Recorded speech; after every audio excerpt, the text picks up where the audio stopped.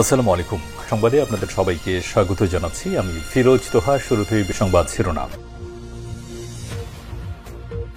বাংলাদেশের সর্বশেষ গুরুত্বপূর্ণ আপডেট সংবাদে আপনাকে স্বাগত। শুরুতেই সংবাদ শিরোনাম, পরে বিস্তারিত।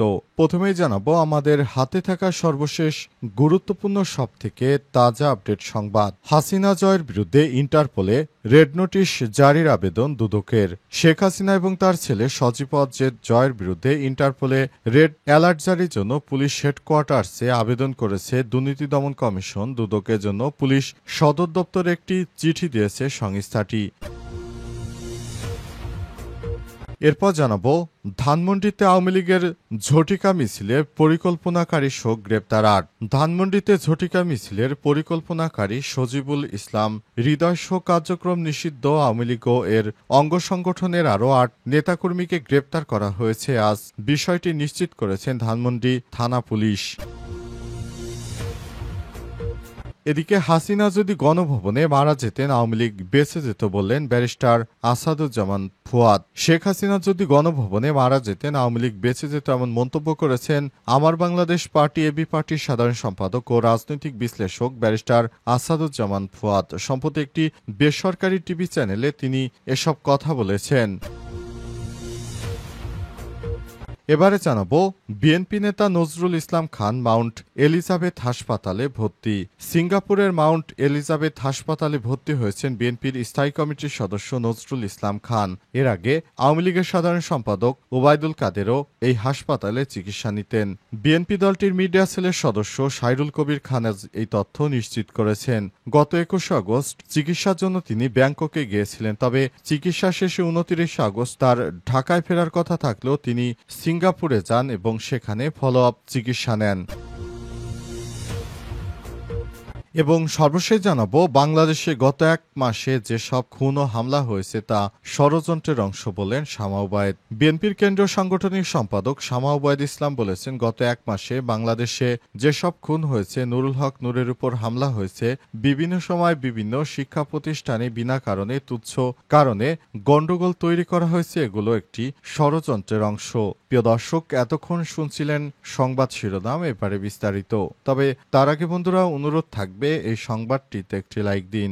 এই চ্যানেলে আপনি নতুন হয়ে থাকলে আমাদের সংবাদটি দেখতে দেখতে চ্যানেলটি সাবস্ক্রাইব করে রাখুন। কমেন্ট করে বন্ধুরা আপনার মূল্যবান মতামত জানিয়ে দিন আপনি বিশ্বের কোন দেশ থেকে বা বাংলাদেশের কোন স্থান থেকে আমাদের সংবাদটি দেখছেন এবং শুনছেন। আর বন্ধুরা, এই সংবাদটি আপনার সোশ্যাল মিডিয়া ফেসবুকে শেয়ার করে বন্ধুদেরও দেখার সুযোগ করে দিন। এবারে বিস্তারিত। হাসিনা জয়ের বিরুদ্ধে ইন্টারপোলে রেড নোটিশ জারির আবেদন দুদকের। শেখ হাসিনা এবং তার ছেলে সজীব জয়ের বিরুদ্ধে ইন্টারপোলের রেড অ্যালার্ট জারির জন্য পুলিশ হেডকোয়ার্টার্সে আবেদন জানিয়েছে দুর্নীতি দমন কমিশন। দুদকের জন্য পুলিশ সদর দপ্তরে একটি চিঠি দেওয়া হয়েছে। আজ প্লট দুর্নীতি সংক্রান্ত মামলার তদন্তকারী কর্মকর্তা পুলিশ সদর দপ্তর এই চিঠি পাঠিয়েছে। সেখানে শেখ হাসিনার ছেলে সজীব জয় সহ আওয়ামী লীগের আরও অনেক নেতাকর্মীকে ইন্টারপোলের মাধ্যমে গ্রেপ্তার করতে নির্দেশনা চাওয়ার জন্য আবেদন করা হয়েছে, যাতে করে ভবিষ্যতে এদেশে কেউ আর ফ্যাসিস্ট হতে না পারে। এজন্য অন্তর্বর্তীকালীন সরকারের পক্ষ থেকে সব ধরনের ব্যবস্থা গ্রহণ করা হচ্ছে। ভবিষ্যতে দেশ নিয়ে কেউ যেন কোনো ধরনের নাশকতা চক্রান্ত করতে না পারে, তাই সরকারের পক্ষ থেকে ইন্টারপোলের মাধ্যমে এদেরকে আটক করা হচ্ছে এবং তারা যেন আর নতুন বাংলাদেশে কখনোই হানা দিতে না পারে, তাই ইন্টারপোলের মাধ্যমে তাদেরকে ফেরত আনা হবে। এজন্য শেখ হাসিনার বিচার কাজকে দ্রুত সময় ত্বরান্বিত করতে তাকে ইন্টারপোলের মাধ্যমে বিদেশ থেকে আটক করে দেশে ফেরত আনা হবে, এমনটাই জানিয়েছে দৈনিক যুগান্তর পত্রিকা। সেখান থেকে আর্টিকেলটি আপনাদের সামনে হুবহু তুলে ধরা হলো। রাজধানী ধানমন্ডিতে ঝটিকা মিছিলের পরিকল্পনাকারী সহ গ্রেপ্তার ৮। ধানমন্ডিতে ঝটিকা মিছিলের পরিকল্পনাকারী সজিবুল ইসলাম হৃদয় সহ কার্যক্রম নিষিদ্ধ আওয়ামী লীগ ও এর অঙ্গ সংগঠনের আরও ৮ নেতাকর্মীকে গ্রেপ্তার করা হয়েছে। আজ বিষয়টি নিশ্চিত করেছেন ধানমন্ডি থানা পুলিশ। তারা শেখ হাসিনা আসবে, বাংলাদেশ আসবে, শেখ হাসিনার ভয় নাই, রাজপথ ছাড়ি নাই ইত্যাদি নানারকম স্লোগান দিতে থাকেন। সে সময় আওয়ামী লীগের বেশ কয়েকজন নেতাকর্মী সেখানে উপস্থিত ছিলেন। তারা শেখ হাসিনাকে বাংলাদেশে ফেরত আনবো ইত্যাদি স্লোগান দিচ্ছিল এবং শেখ হাসিনা বাংলাদেশ থেকে বিদেশে অল্প কিছুদিনের জন্য তিনি গিয়েছেন এবং তিনি আবার খুব শীঘ্রই দেশে ফিরবেন ইত্যাদি স্লোগান দিতে থাকেন।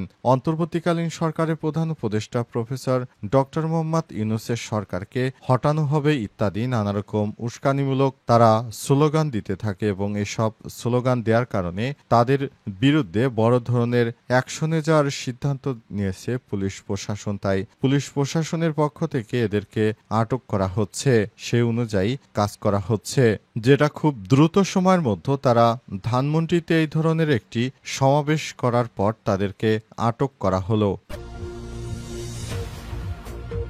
হাসিনা যদি গণভবনে মারা যেতেন তাহলে আওয়ামী লীগকে বাঁচানো যেত বলে মন্তব্য করেছেন ব্যারিস্টার আসাদুজ্জামান ফুয়াদ। শেখ হাসিনা যদি গণভবনে মারা যেতেন আওয়ামী লীগ বেঁচে যেত বলে মন্তব্য করেছেন আমার বাংলাদেশ পার্টি এবি পার্টির সাধারণ সম্পাদক ও রাজনৈতিক বিশ্লেষক ব্যারিস্টার আসাদুজ্জামান ফুয়াদ। সম্প্রতি একটি বেসরকারি টিভি চ্যানেলে আলোচনায় তিনি এসব মন্তব্য করেছেন।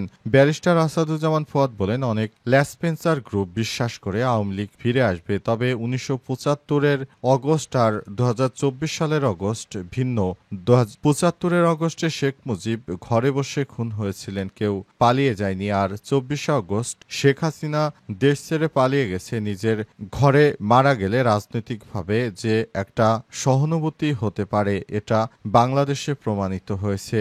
এটা একটি সহানুভূতি রাজনীতি, একটি মন্দিরের রাজনীতি, একটা শোকের রাজনীতি হতো। যেমন শেখ মুজিবুর রহমানকে নিয়ে একটি শোকের রাজনীতি তৈরি হয়েছে। তিনি আরো বলেন, শেখ হাসিনাকে দিয়ে সেই শোকের রাজনীতি তৈরি করা যাবে না। পলাতক সেনাপ্রধানকে দিয়ে পৃথিবীতে কোনো রাজ্যই বিজয় হয় না। এবি পার্টির এই নেতা আরো বলেন, আওয়ামী লীগের রাজনীতি থাকবে কিনা তা নিয়ে আমার ভেতরে সন্দেহ আছে। একজন পলাতক স্বৈরাচার কখনো বিজয়ের বেশে ক্ষমতায় ফিরে আসে না, এরকম কোনো ইতিহাস পৃথিবীতে নেই। হাসিনা যদি সিদ্ধান্ত নিত যে আমি গণভবনে থেকে মরে যাব তাহলে তার দলটা বেঁচে যেতে পারত। তিনি যে দলের নেত্রী, পুরো রাষ্ট্রকে তিনি নিয়ে পালিয়েছেন, তার রাজনৈতিক আত্মহত্যা হয়েছে। এই নেতার কোনোদিনও বাংলাদেশে মুখ দেখে রাজনীতি করতে পারবে না। শেখ হাসিনার কোনো রাজনৈতিক লিনিয়াস নেই, তার ছেলে মেয়েও অপরাধী, তারা কেউ বাংলাদেশে প্রবেশ করতে পারবে না। উল্লেখ করে ফুয়াদ বলেন, তাদের জন্য বাংলাদেশটা নাই, গরু। এখান থেকে অর্থ নিয়ে বিদেশে মাস্তি করবে, তাই এসব বিবেচনা আমরা একথা বলতে পারি যে আওয়ামী লীগের রাজনীতি ডেথ পলিসি। বিএনপি নেতা নজরুল ইসলাম খান মাউন্ট এলিজাবেথ হাসপাতালে ভর্তি। সিঙ্গাপুরের মাউন্ট এলিজাবেথ হাসপাতালে ভর্তি হয়েছেন বিএনপির স্থায়ী কমিটির সদস্য নজরুল ইসলাম খান। দলটির মিডিয়া সেলের সদস্য সাইরুল কবির খান এই তথ্য নিশ্চিত করেন। এর আগে আওয়ামী লীগের সাধারণ সম্পাদক ওবায়দুল কাদের মাউন্ট এলিজাবেথ হাসপাতালেও চিকিৎসা নিতেন। গত 21 আগস্ট চিকিৎসার জন্য তিনি ব্যাংককে যান। চিকিৎসা শেষে 29 আগস্ট ঢাকায় ফেরার কথা থাকলে চিকিৎসকদের পরামর্শে তিনি সিঙ্গাপুরে যান। সেখানে পূর্বের হৃদরোগ বিশেষজ্ঞ প্রফেসর লিম ইয়েন ট্যাং এর তত্ত্বাবধানে তিনি চিকিৎসা নিতে 30 আগস্ট সিঙ্গাপুরে পৌঁছান। 31 আগস্ট সিঙ্গাপুর বিএনপির প্রতিষ্ঠাবার্ষিকী উপলক্ষে আয়োজিত আলোচনা সভায় অংশ নেন তিনি। পরে চিকিৎসকের পরামর্শে 2 সেপ্টেম্বর তাকে হাসপাতালে ভর্তি করার সিদ্ধান্ত এবং 3 সেপ্টেম্বর বিকেলে মাউন্ট এলিজাবেথ হাসপাতালে ভর্তি করা হয়। বিএনপির ভারপ্রাপ্ত চেয়ারম্যান তার খোঁজ খবর নিচ্ছেন এবং 3 সেপ্টেম্বর বিকেলে মহাসচিব মির্জা ফখরুল ইসলাম আলমগীরের সঙ্গে তিনি কথা বলেছেন। নজরুল ইসলাম খানের দ্রুত আরোগ্য কামনায় বিএনপি ও তার পরিবার দেশবাসীর কাছে দোয়া চেয়েছে, তবে দেশবাসী দোয়া করবে কিনা সেটি তাদের ব্যক্তিগত ব্যাপার। শেখ হাসিনা সরকার দেশ ছাড়ার পর বিএনপির হাইকমান্ডের প্রায় প্রত্যেকটি নেতা বিদেশে গিয়ে উন্নত চিকিৎসা সেবা নিচ্ছে। তারা অস্ট্রেলিয়া, থাইল্যান্ড, যুক্তরাষ্ট্র, কানাডা এবং সিঙ্গাপুর সহ বিশ্বের বিভিন্ন দেশে চিকিৎসা নেওয়ার জন্য যাচ্ছে। কিন্তু বাংলাদেশ জামাত ইসলামের আমির শফিকুর রহমান তিনি বাংলাদেশেই তার গুরুত্বপূর্ণ হার্টের অপারেশন করিয়েছেন।